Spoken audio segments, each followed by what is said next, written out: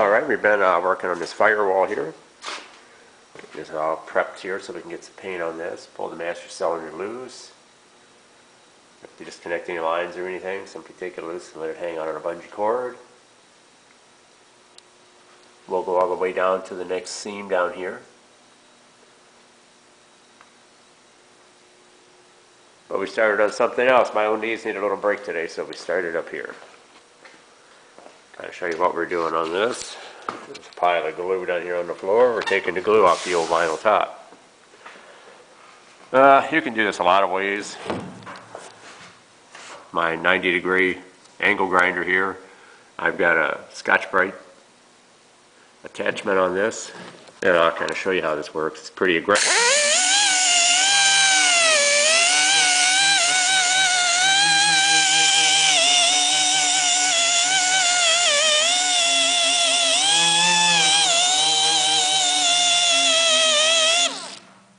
I don't try to take it all down to bare metal, even though you could pretty quickly with this.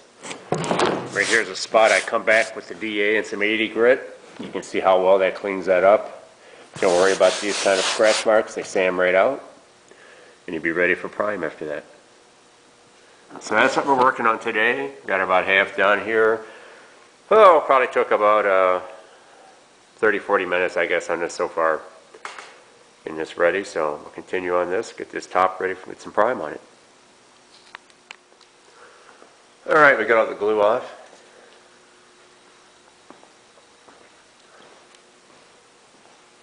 I'll show before the tool I used to do that with. It's just my 90-degree here. One of these abrasive discs on it. Works very well. People ask me what I do is then preferred method of stripping paint off. You know, it's different for everyone. There's my 80 grit. I do just a little bit of live time on this. This is what the abrasive tool did, taking the glue off.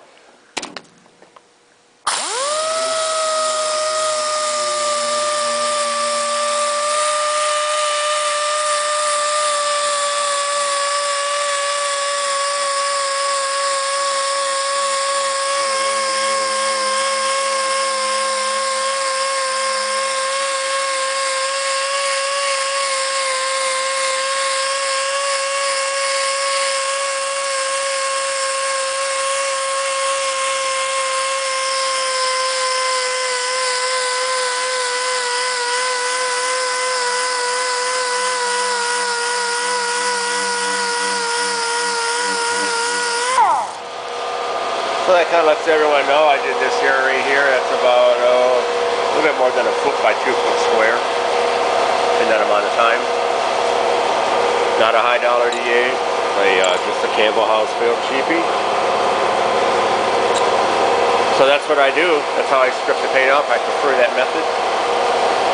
So everyone's different. Everyone likes different things. I don't like chemical strippers. Opens up a whole new can of worms. I very seldom ever use those. So this is how I do it. Granted, this is one layer of factory lacquer. The green lacquer over top of the red oxide lacquer primer. That's what's on this, so it's one layer of paint.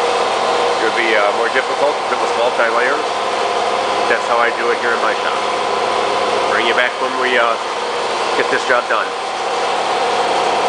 Alright, before I finish up this top, you can see most of it all cleaned off here. Talk about this factory lead here. You can see right here where this paint was over this.